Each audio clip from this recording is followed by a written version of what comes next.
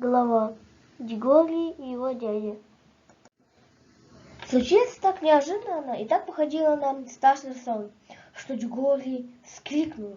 Дядя Эндрю зажал ему рот рукой, прошипел: «Не смей!»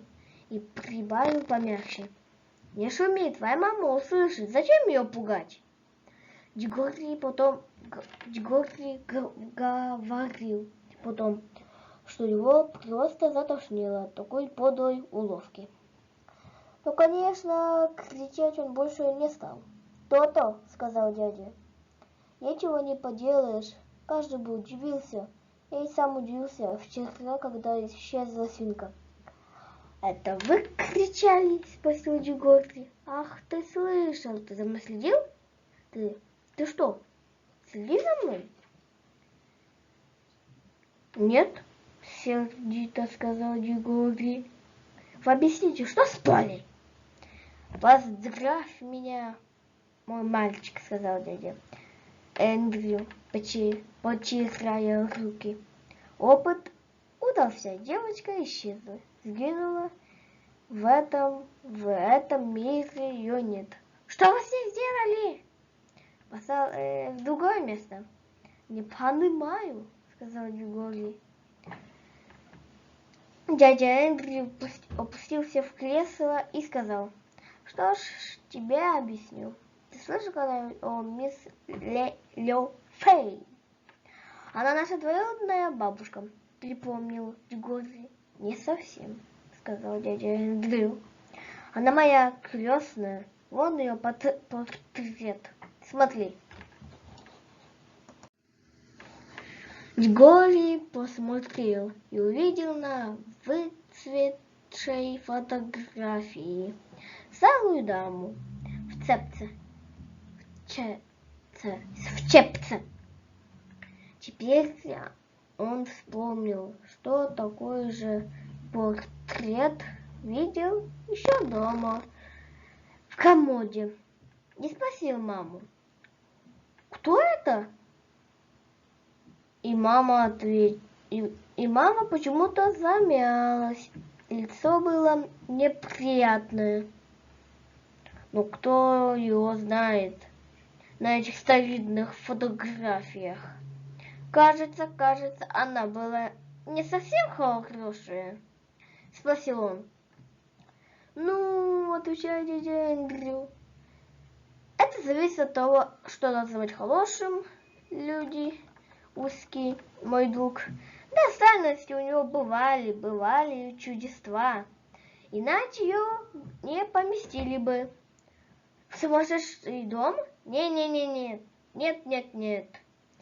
Дядя был шокирован.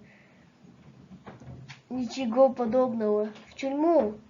«Ой!» — сказал Дигори. «А за что?» «Бедная женщина», — со вздохом проговорил дядя. «Не хватило благоразумия, но не совсем в это вдаваться. Ко мне она всегда была добра».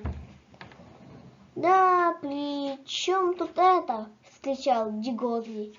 «Где Полли?» «Все в свое время, мой друг», — сказал дядя.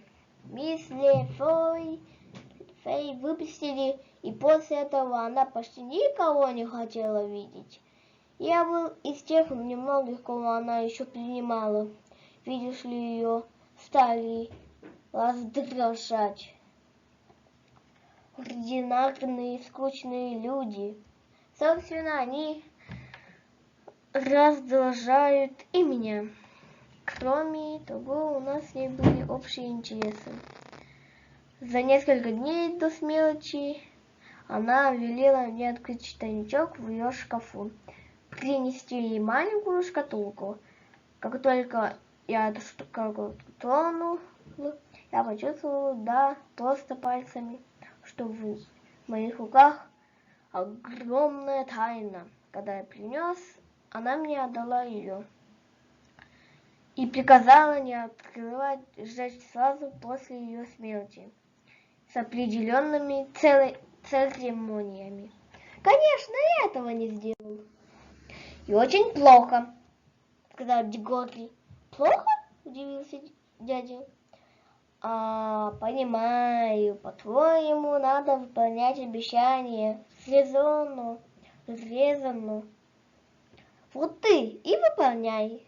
Но сами посуди. Такие правила хороши. Для слуг, детей, женщин, вообще для людей. Но не для великих ученых, мыслителей и мудрецов. Нет, дикури. Те, кто причастен тайной мудрости, свободны от мещанских правил и от мещанских радостей. Судьба наша, мой мальчик, возвышена и необычайна. Удел наш усок. Мы одиноки.